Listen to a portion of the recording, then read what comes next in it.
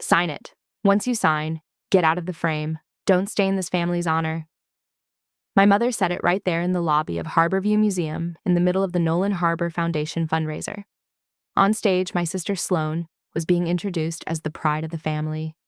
And me, Avery, I was pushed to a table near the service door where people walked past without looking.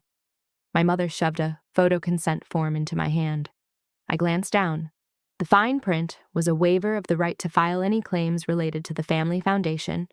That meant if anything went wrong tomorrow, I wouldn't be allowed to speak up. And tonight, I had to help my mother keep everything looking on script. I stared at the blank signature line. One signature could buy a quiet night. But what would it sell? And that's the story of Avery Nolan. I'm Stella. What state are you listening from? And what time is it where you are right now?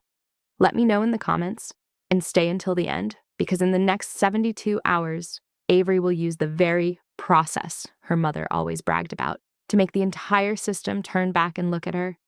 Being here in the role of logistics support meant holding the seating chart, wearing an earpiece borrowed from the event team, running across the ballroom to cue catering for each course. I hadn't even stepped onto the red carpet before my mother stopped me like a manager adjusting an actor. She straightened my collar, smoothed a crease, then lowered her voice. Don't stand in the light. She pointed toward the back of the room. Table 19, near the service door. It's more convenient. She said, convenient, but her eyes flicked toward the row of reporters setting up cameras, as if she were afraid the frame might accidentally catch my face. The main table was the opposite.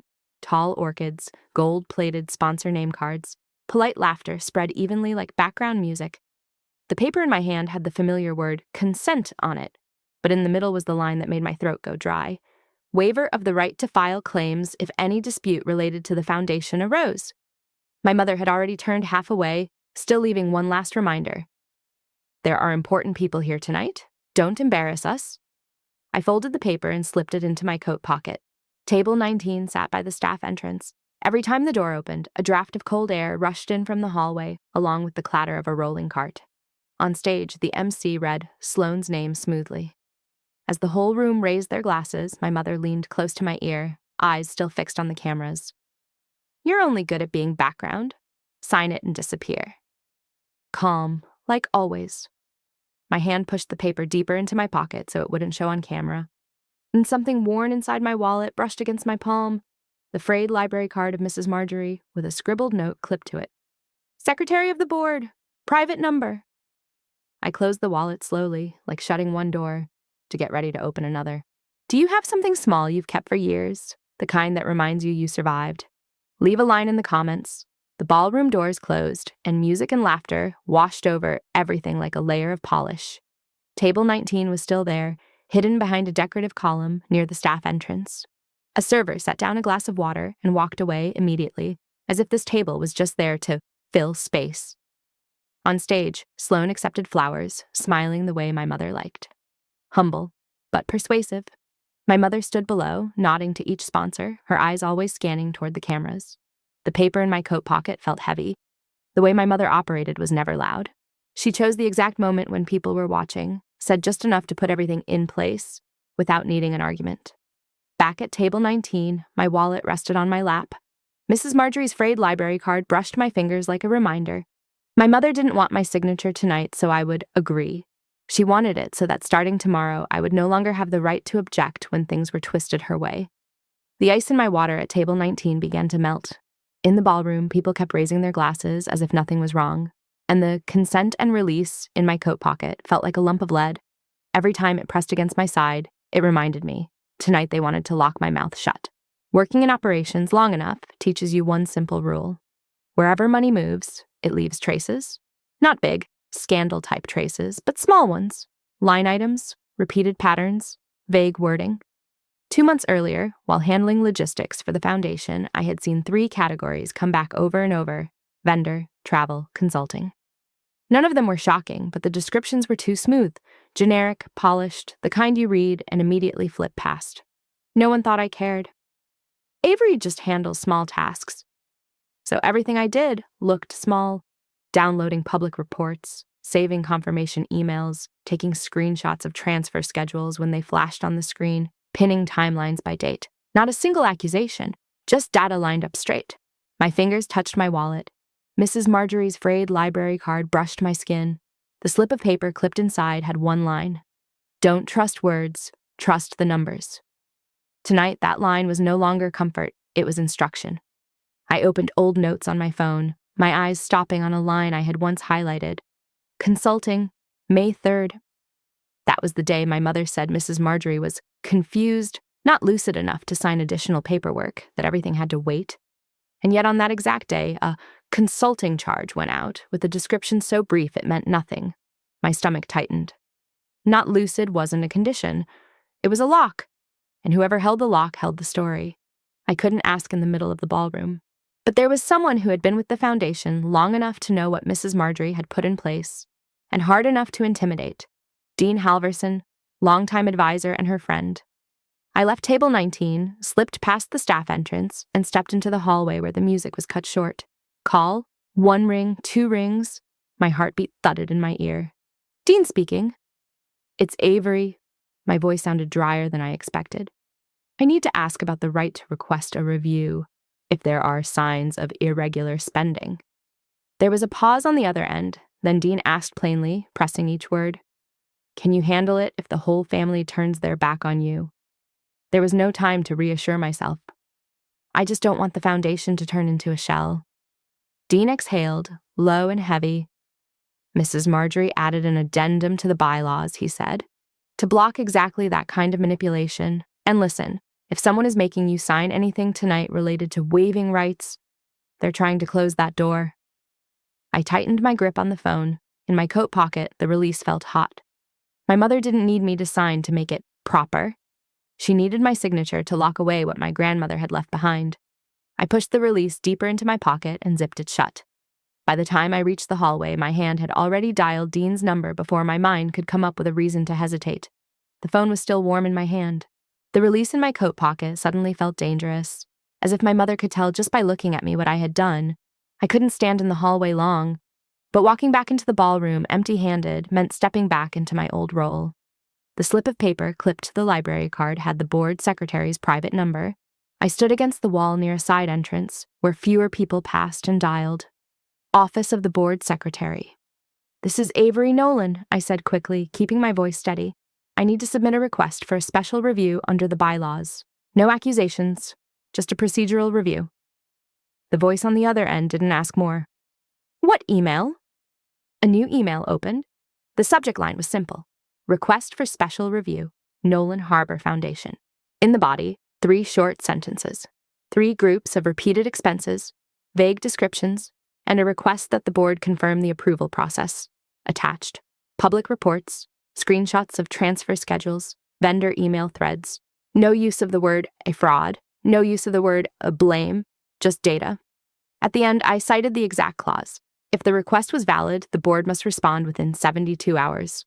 A clock had just been set on the table, and it wasn't in my mother's hands. Send. My phone began vibrating nonstop. Messages from my mother popped up one after another. Come back now. You're causing a scene. Don't act up in front of people. I slipped the phone into my pocket and walked back into the ballroom, as if I had just checked on the technical setup. Table 19 was still at the edge of the room. I sat down, set my water back in the same spot, and kept my face neutral. My mother appeared right behind me. Her smile was still directed outward because a sponsor was watching. Under the table, she dug her fingers into my wrist, just hard enough to hurt. Her voice stayed low, just for me. Tomorrow you'll lose your job. I guarantee it. She kept smiling at the sponsor as if nothing had happened. Under the table, her fingers tightened once more, then released like a reminder. I slowly pulled my wrist back, placed both hands on the table, and straightened my back. I didn't look at the stage anymore. I didn't need to. I unlocked my phone discreetly in my palm and glanced at my inbox. Email sent. That was enough. When applause broke out again, I stayed seated, like someone who had just bolted the right door shut. The moment I hit send, I knew I was risking both my career and my family. If you were in that position, would you stay silent for the sake of peace, or act like Avery did? Let me know your thoughts. The next morning, an email from HR popped up as soon as I opened my laptop. Meeting request. Review of concern. Attached was an anonymous complaint. A few lines in, and it felt familiar. Soft wording, clean sentences, but sharp at the point. Abusive position, pressure on a charitable organization, conflict of interest. No signature needed. I knew who wanted to turn me into the risk. The meeting was scheduled for that same afternoon. I replied briefly, "I will attend. Please provide the relevant documentation." Then I saved the email, took a screenshot of the timestamp, and opened a separate folder. If I walked into HR, armed only with emotion, I would lose before I even stepped inside. My phone vibrated. Dean sent a single line. "The board agreed to hold a special meeting. The addendum names you, protected party. You have standing." I read those 2 words again. My back straightened without thinking, as if someone had placed the right sign in the right spot. In my head, the phrases my mother liked to use to retell events were still there, but they couldn't touch the bylaws. On paper, there was only process and my right to stand. At noon, I went to the foundation headquarters. The security guard looked at his tablet and shook his head. "Your name isn't on the list. This area is for invited guests only." Right then, my mother stepped out from the inner hallway, calm, as if everything had already been arranged. "Go home. People are busy." I stood still. She leaned close, low enough for only me to hear. "You think your grandmother's door can save you? She's gone." My hand slid into my wallet, touching the frayed library card. I pulled out my phone and dialed the board secretary's number right in front of her, putting it on speaker. "This is Avery Nolan. I'm in the lobby. I'm here under the bylaws, pursuant to the special review request submitted last night. Please confirm my right to enter the meeting room." The guard glanced at me, then at my mother. The smile on her lips slowed, thinning, as if she had just encountered something she hadn't prepared for. "Please hold," the voice on the other end said. Less than a minute later, the guard's tablet pinged. His tone changed immediately. "You may enter, Ms. Nolan." The moment the door opened according to the rules. If you found that satisfying, feel free to share it with someone you think would appreciate it. I stepped through security. My mother remained behind, still holding her gracious expression, but her eyes no longer smiled. The board secretary was waiting in the hallway, speaking directly without circling around it. "Ms. Avery, the board has been expecting you, and we need you to confirm one thing. Was the release your mother gave you last night a new version?" She led me into the meeting room. The glass door closed, shutting out the noise from the lobby. Inside were several board members, the foundation's attorney, an independent auditor, and Dean at the end of the table. Across from them sat my mother and Sloane, upright, composed, as if fully prepared. The attorney began. "Please confirm. Who gave you the release last night, and did you sign it?" "My mother gave it to me. I did not sign." My mother immediately spoke in a gentle tone. "It was just a photo consent form." She was stressed and read everything as a threat. Then she turned to the board as if apologizing on my behalf. "Avery is sensitive," Sloane added lightly. "She always thinks people are targeting her." They waited for me to react. I didn't. I opened my folder and placed a notarized copy of the bylaws addendum flat on the table. Mrs. Marjorie's signature sat at the bottom of the page, clear as a cut. "Addendum to the bylaws," I said briefly. "Protected party clause. If a protected party is pressured to sign a waiver of the right to file claims or speak up, that person has the right to request a special review within 72 hours. The attorney turned the page, eyes moving quickly over the text, then read the clause aloud. When he reached within 72 hours, he paused deliberately, as if setting it down in the middle of the table. My mother said nothing, but her blink slowed. The room fell silent and everyone understood. The auditor lifted his pen. "If the special review is approved, we will conduct an independent audit. Under the accompanying clause, any expenses over $25,000 in the past 24 months must be reconciled with supporting documents and approval chains." The number was repeated, short and cold, like a stamp pressed onto paper. My mother did not object. Sloane lowered her eyes, staring at the table as if something there might steady her. I slid 3 printed timeline pages to the center of the table. 3 expense categories, I said. Vendors repeated consistently identical descriptions. Consulting entries vague. On the same date, internal notes state, "Unable to sign due to health condition." Travel charges overlapping with hospitalization, dates yet still labeled on-site meetings. I didn't call it fraud. I ended with a technical request. "Please reconcile the approval chain." My mother leaned forward, her tone shifting to moral framing. "Avery is acting out of jealousy. She can't handle Sloane being recognized. I didn't let her finish. The folder slid across the table, stopping in front of the attorney. "There's no word for jealousy in this file," I said evenly. "There are only expenses used for the wrong purpose. Please compare line 4. I set my finger on the exact line and held it there. I didn't look at my mother. I didn't look at Sloane. I looked only at the paper, like it was the one doing the talking. The attorney gave a small nod, then said the sentence that changed the air in the room. "I recommend we place a litigation hold, preserve all emails, contracts, accounting files, and any related devices. No deletions, no edits." The board conferred quickly. Ballots went up. The majority approved the special review. My mother looked at me like a stranger, her voice turning cold. "You're doing this because you're jealous." That line didn't pull me off course anymore. It just told me she'd switched tactics, from money to attacking credibility. And I had to stay inside the file and let the numbers speak. 48 hours later, the auditor sent a list of documents to reconcile. Contracts, original invoices, approval chains, and transfer schedules. My mother responded with a long email full of donor confidentiality and privacy. The right wording for the wrong purpose. To buy time. No back and forth. I asked the board for permission to contact a few former vendors to confirm contracts within the scope of review. Not asking for donor secrets, only confirming services, timing, and who requested edits to invoice descriptions. The attorney nodded. "That's within scope." I called Harbor Light Event Services, the vendor that kept showing up in the expense table. I introduced myself briefly, then went straight to it. "We need to reconcile invoice descriptions with the approval emails. Please send the email chain and the signed contract." There was a short pause on the line, then, "We'll only send what's in the emails and the contract." 10 minutes later, a PDF hit my inbox. I opened it immediately in the auditor's temporary workspace. There was an email from the foundation asking the vendor to soften the invoice description, changing it from consulting to logistics support. Not once. Repeated, round after round. The auditor read, then set the pen down. The attorney kept flipping and stopped on one line from the vendor, written like they were protecting themselves. "We were asked to split part of the payment into a secondary account to keep the paper light." No one added another word, but the room felt like it dropped a few degrees. My mother sat perfectly upright, hands still clasped on the table, her face unchanged. Only her thumb tightened once, then released. Sloane blinked faster than usual, her lips pressing together for a moment, just enough to show the worry.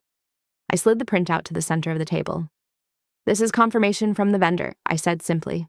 "Not my story." The attorney looked up.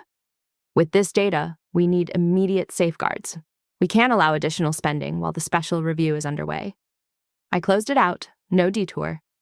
"I'm asking the board to temporarily freeze my mother's spending approval authority during the review, not as punishment, to protect the foundation and the donors." My mother's voice stayed soft, but it cut. "You're destroying the foundation's reputation," Dean answered, short. "Reputation isn't protected by stalling." The ballots moved around the table. No one said much. The attorney set the pen down and looked straight at my mother. "Your spending approval authority is temporarily frozen, effective immediately." My mother stayed upright. Only her hand on the table paused for a beat. Her thumb touched the edge of her ring, turned it slightly, then stopped. No one clapped, no one sighed. The auditor pulled the folder closer and clipped it shut. My mother looked down at the minutes, longer than normal, like she was staring at a number that couldn't be negotiated. I stayed still. My fingers touched the frayed library card in my pocket. On the table, the removal notice sat open. My mother stared at it for a long time, strangely long, like if she stared hard enough, the numbers would rearrange themselves. Her thumb traced the rim of her ring once, then went completely still. Sloane wasn't smiling anymore. The room held its breath. My mother didn't yell. She only smiled. "Now try living without family." That night, my mother sent one short text. "Come home, family talk." No asking if I was free, no asking if I wanted to. Just like summoning an employee. The living room lights were on. Relatives were already seated, a few familiar faces with the look of people who came to witness, not to understand. On the coffee table, a phone was propped up at an angle, screen dark but placed too deliberately, waiting for me to lose control so it could record. My mother opened with a gentle voice, not saying a single word about money. She talked about gratitude, about how the family raised you, about honor, like I was the one smearing it. Every sentence had an audience, every pause landed exactly where it needed to so people could nod along. Sloane sat beside her, quiet, composed. I stood near the door, my coat still on. My mother set the release back on the table like evidence. She slid it toward me, beside it a new page, bolder print, heavier language. I didn't need to read it all to understand. If I kept harassing the organization, she would report me to the company where I worked. Not legal force. Pressure, aimed straight at the thing she knew I feared most. My mother looked around the room like it was a board meeting. Then she looked straight at me, calm to the point of cold. Do you choose the truth, or do you choose your job? The whole room went silent, the kind of silence where the air feels pulled out. An ant set her cup down softly, and the tiny clink sounded like a hammer. No shouting, no tug of war. A chair scraped back. I sat down across from her, set my phone on the table, and opened the recorder. My chest was still pounding, but my hands were steady. I looked up and said one sentence, slow and clear. Say that again, slowly. If that moment felt satisfying, leave a like. I'm curious.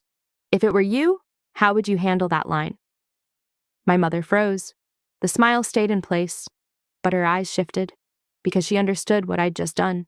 She glanced at her own, propped-up phone as if checking it was recording me, not recording her. Don't play games, she said, still low. Say it again, I repeated without raising my voice.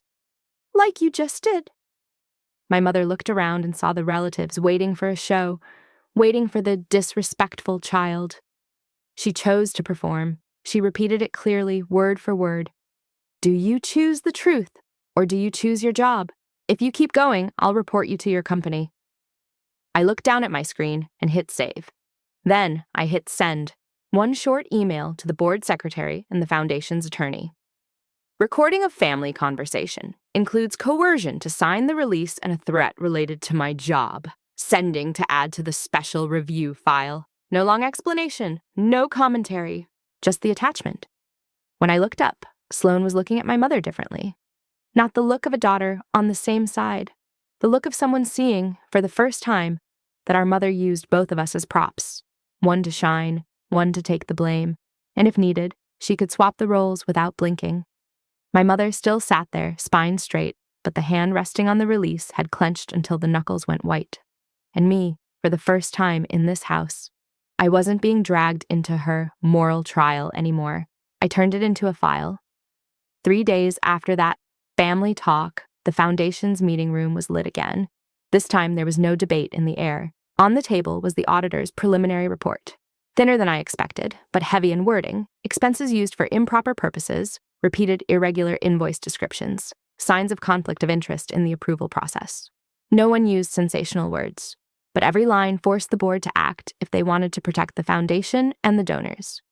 The attorney asked me to provide the supplemental materials, the vendor email chains, and the recording from the night my mother gathered relatives.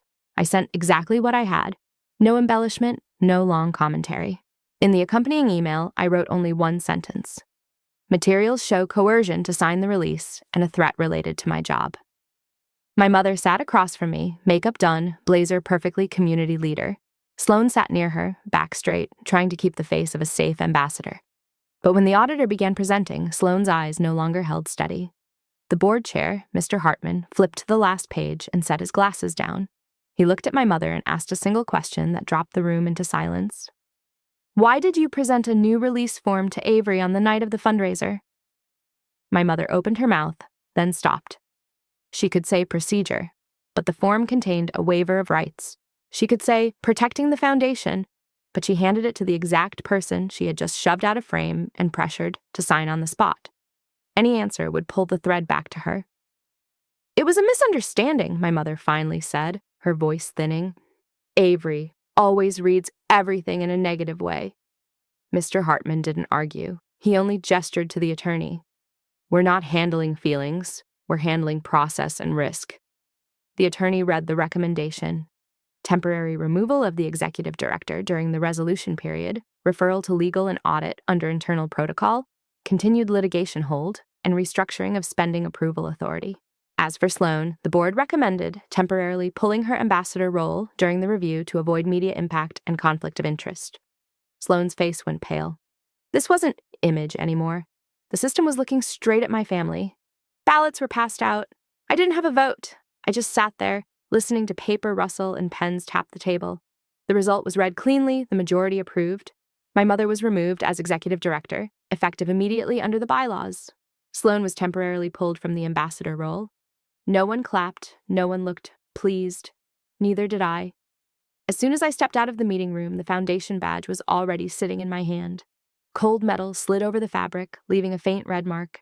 I slipped it into my pocket, like cutting off a role I'd been forced to play, watching the people who used to dismiss her lose their grip. What are you feeling right now? Drop an emoji that matches your reaction. Out in the parking lot, my phone vibrated. Mom, I answered. Are you satisfied now? Her voice was hollow, like she was reading a line she'd prepared. I looked at my hands on the steering wheel. I'm tired. I hung up. Phone face down. One turn of the key, the engine started. I didn't go back to table 19. I didn't ask to be near the stage. I didn't ask for a corner in the frame. Where I stood now didn't need anyone's permission.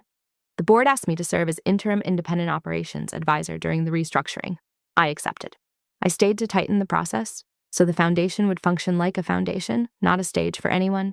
And I worked with the auditors, reviewed the approval workflow, tightened invoice descriptions, and added an independent review layer for any expense over $25,000. No one applauded that work, but it held. Back at the office, the review folder opened on my desk. The steady tapping of keys replaced missed calls. The truth was on paper, and for the first time it belonged to me. Sloane texted after the final meeting, not long. You were right. I stayed quiet because I was scared. I didn't answer right away. Forgiveness isn't a switch. I wrote one boundary. If you want to talk, tell the truth. No performance. She sent a single period. For the first time, we talked without an audience. That night, I took Mrs. Marjorie's frayed library card and placed it in a small frame on my desk. It had no monetary value, but it was the first thing in this house that ever spoke to me in one simple sentence. Trust the numbers. And in the silence of my room, I heard one more sentence. No one else's, just my own. You're enough. The most satisfying part wasn't watching someone lose a seat. It was locking the exact path they used to make you smaller, through process, through numbers, through a calm choice when you're pushed to the edge. Sad nights still came, but no more long texts got sent. The desk got cleared, the files stacked neatly. In the room, there was only the soft shuffle of paper and the breathing of someone who finally found her own boundary. The story you just heard is fictional, inspired by real-life situations and human experiences. The content was assisted by AI and edited by humans to offer a reflective perspective. This video does not encourage anyone to copy these actions in real life. Maybe what stays isn't who wins, absolutely. Maybe it's the moment someone stops asking permission to be respected. If there's one small thing I'd leave you with, boundaries don't need to be loud, just clear and kept through action. And if Avery's story touched you, I want to hear from you. What state are you listening from? And what time is it where you are? Let Stella know in the comments. Thank you for staying until the end. Your listening is its own kind of kindness. If you want more fast, tight, high-stakes stories that still feel human, hit like, subscribe, and turn on notifications so you don't miss the next one. And if you have a few more minutes, watch another video on the channel. Maybe you'll recognize a piece of yourself in it.